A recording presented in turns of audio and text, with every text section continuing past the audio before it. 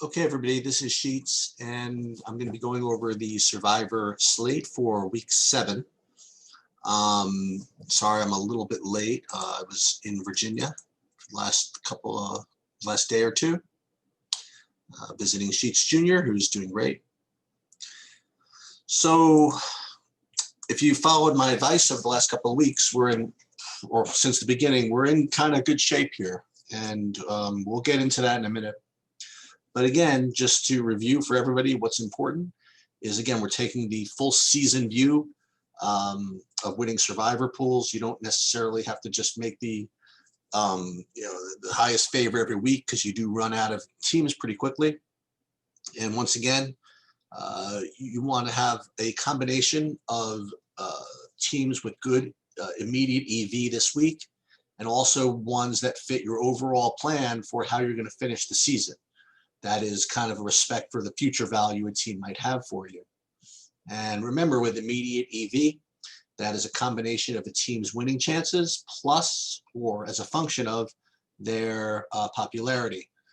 Now, again, you can get your popularity sources from Survivor Grid or from pretty much anywhere. And you can actually have the EV calculator for you pretty quickly. I also have my own spreadsheet that does it for me, but just for purposes of presentation, I'm going to show you Survivor Grids. Basically, everybody has access to this for free. Again, last week we faded Miami. Miami was about 45% owned, and we were able to play Indianapolis at much lower ownership.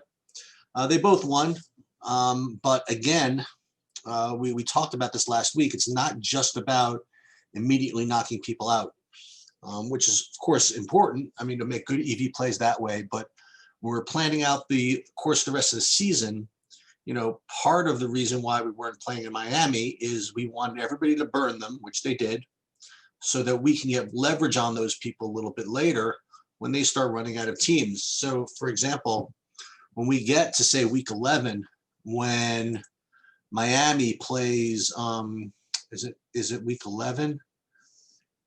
No, week 12, where Miami plays the Jets, right? Miami is going to be a very, very fine option, okay, in a very, very tough week. And we are going to be literally the only ones that have them available, because everybody else already picked them this past week. So it's not just knocking them off when they're popular, but also avoiding them when they're popular, so that you can pick them later when no one else has access to them. So even though we didn't necessarily win money last week, in other words, nobody really got knocked out by virtue of us fading Miami, we did pick up a lot of equity in the future. And that's a very important subtlety of the way they're supposed to play these things. So looking at this week, all right, we have a situation where, well, let's first rank these by EV. The highest probability winner is Buffalo, right? They're playing the Jets, and this is probably going to be a theme next several weeks, next rest of the season, because the Jets are just hopeless. But even though they have 85% winning chances, they're owned by about 55% of the people. So their EV is not going to be as strong as some of these other teams above them. So it brings up an interesting question of, what do you do with Buffalo? So the purest answer is you're supposed to fade them, okay? The reason why I might consider using them, okay, is, all right, it's very possible they don't have the future value that I thought they did, right? So what does that mean? I'm looking ahead maybe to using Buffalo in maybe week 12 and week 17. So what it depends on is what your pool is. So, like, for example, I'm in a pool where they have double picks starting week 10, which means that Buffalo is kind of worth saving, sort of, because in week 12, which is, we talked about, is going to be very, very difficult, you're going to want some options here.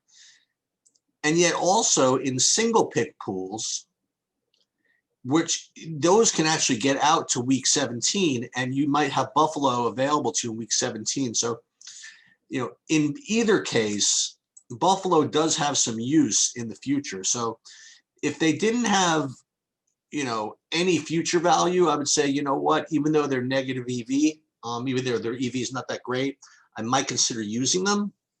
But their combination of their being bad EV this week, they're 1, 2, 3, 4, 5, 6, 7, the 8th best, 7th best team, is that plus the fact that they do have some degree of future value. It means they're just a fade for me in single picks. In double picks, even still, the thing about double picks, the reason why in double pick pools, like where they go, say week 10, 11 and out, you have to make double picks, is that it becomes so unlikely that those pools ever actually reach week 17 that, Buffalo's value is very, very, very slim. It's just unlikely that it actually will come to you having used them. And now it just depends on how many people are left in your pool. Like if you're in a pool that has double picks and only has like 20 people left, there's just no way that you're going to need Buffalo later. But if you're in a pool that has double picks later, that's got thousands of people in it, then maybe it does go to 17. So it's worth kind of hanging on to them. So in either case, I do believe that fading Buffalo is the right move. Now let's start at the top. Top EV play is KC, but we are going to need them. They have incredible future value in weeks 8, 9, even 11, 13, 14. It's just 16, 17. You just can't use them right now. So even though they're the top EV play, you have to fade them. Rams, the problem with Rams, there's two problems with the Rams. Number one is a lot of people use them already. So if you have them available, maybe they're an option. But my problem with using them is this, is I really have an eye on them in week 15.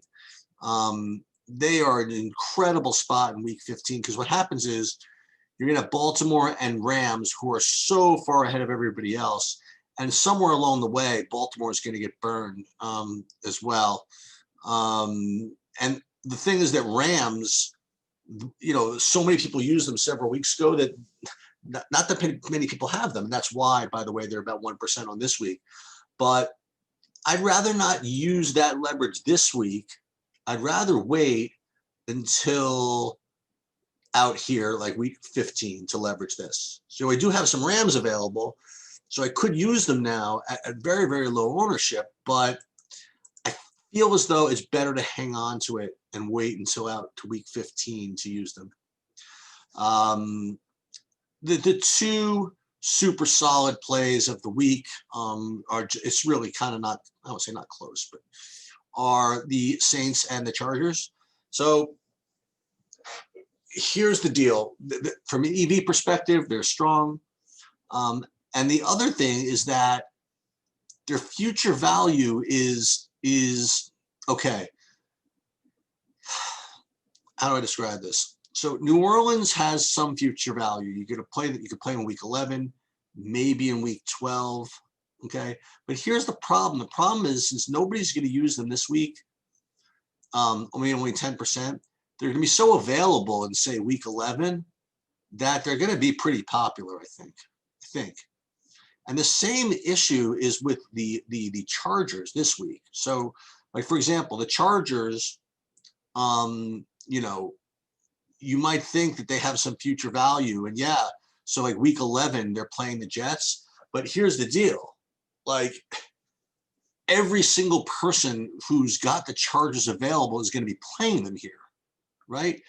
So the thing is, you're not going to want to play the Chargers out here as they're so popular. So if you're not going to want to play them, then they really do have no future value for you. So for me, these are the two plays to make in single pool survivor. That's going to be the Saints and the Chargers. Now, if you want to get frisky, let's talk about the frisky plays. There are two frisky plays you can make. One are the Eagles and one is Tampa. Tampa has incredible value week 8 if you didn't use them already. So maybe they're not the way to go. But Philly could be a super sneaky, low owns leverage play. Number one, it gives you leverage now over all these other teams. God forbid something terrible happens to them.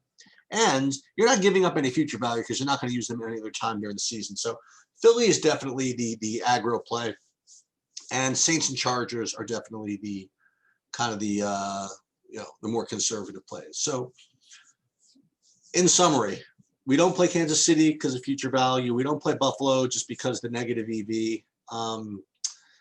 And the Rams are the ones that I struggle with because I actually have a Ram or two available, and I might actually consider using them just because they're tiny, tiny ownership.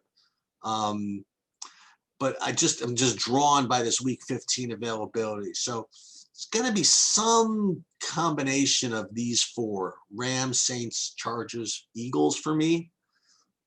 Probably going to end up in single pick pools, mostly New Orleans and LAC, I think. But that's the deal. I mean, honestly, as long as you don't play Buffalo, as long as you don't play KC, I mean, you're doing fine. And that's pretty much it. We're having a pretty good year so far. I mean, we've lost a couple entries along the way, but so far we're picking up a lot of equity, and you'll see if we, God forbid, make it to week 11, 12, etc. You're going to see how all these people that have been making these terrible popular plays are going to start running out of teams, and they're going to start running into situations where they have to take teams that are owned by another 75% of the pool, and that's when we're going to start putting the hammer on them. That's it. I will catch up to you guys later.